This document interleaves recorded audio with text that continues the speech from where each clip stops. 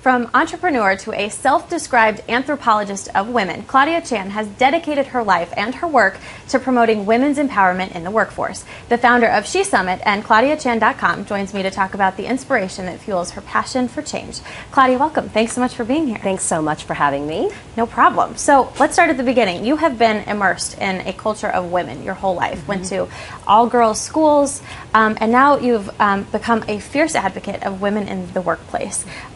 What I think is so cool with the S.H.E Summit that you have created, you get all of these really powerful women in sometimes male-dominated industries into one room to talk about these issues and how to fix them. How do you do it?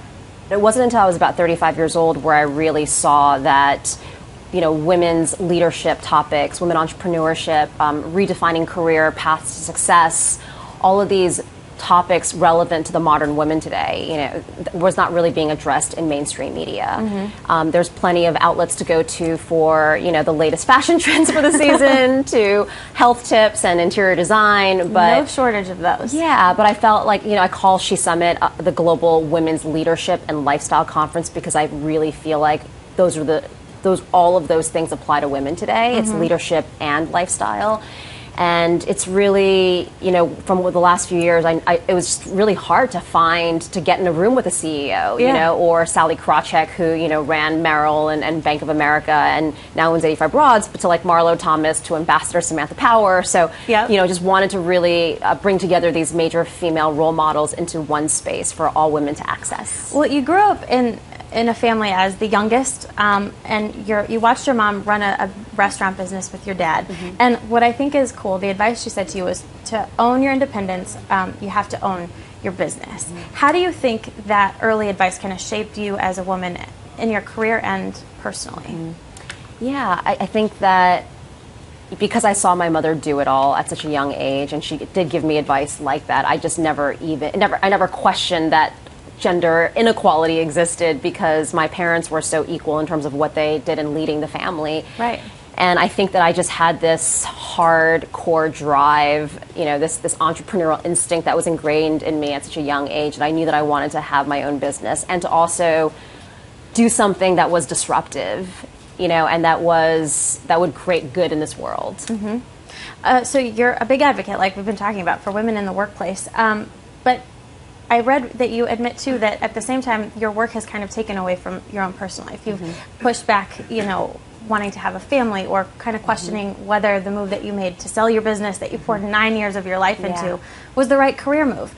Do you have to separate yourself from your work, or do you think that gives you kind of an unfair advantage to yourself? When I decided that I would leave the company that I'd been building called S.H.E at the time to build this new women's empowerment company, media company, a lot of my friends said, "Really, at 36, Claudia, you're not going to, after all these years, you're not going to just have a family and settle down and have kids?" And I just asked myself, what do I want? You know, and I just knew that I had such a clear vision for this new platform where I could create content conferences that would empower women in their everyday lives so that they can really reach their potential and then change the world. And I saw something that was invisible and I had to fill it.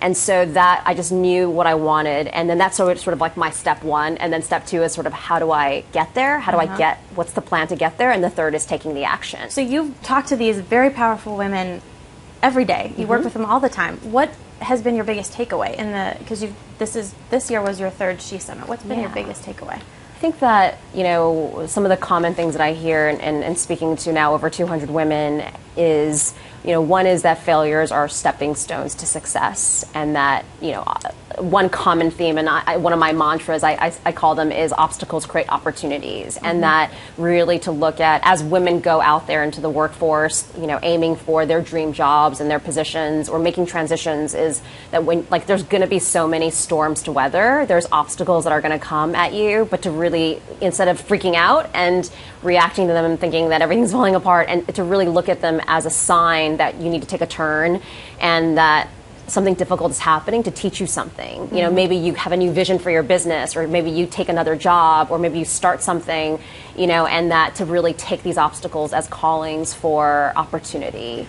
that's probably one of the biggest takeaways. What do you think is the biggest issue facing career women today? Do you think it's like this pay gap, or these male-dominated industries are kind of cultivating a different culture? What do you? Yeah, I mean, we're at like 4.8% of Fortune 500 CEOs are women. You know, women obviously still make 77 cents to the man's dollar, and in terms of top leadership positions, I mean, even women business owners, more women start businesses, but more men exceed the $1 million mark. So there's a lot of really sort of depressing statistics out there. But I actually think that, I actually think a huge barrier is actually in the mental self-talk of women. I actually think it's how we treat ourselves, and really shifting the mental conversation in our own minds.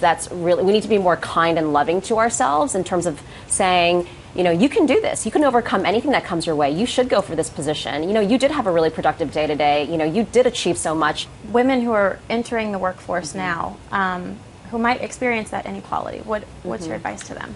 I think it's, have relentless confidence in your belief. My other mantra is that we cannot become what we do not believe. Is to dream big in terms of whatever you dream, stretch it, make it bigger than whatever, you might initially imagine it to be, and believe in that dream. Know you're going to weather those storms, and surround yourself with incredible people that support you. You'll know when they don't. And just, set yourself up to succeed. I think, really cultivating a lot of these positive habits is really important. Absolutely. So I sort of snuck in a few instead of one. I love it. It's great advice. Claudia, thank you so much for coming in today. Such a pleasure. Thank you.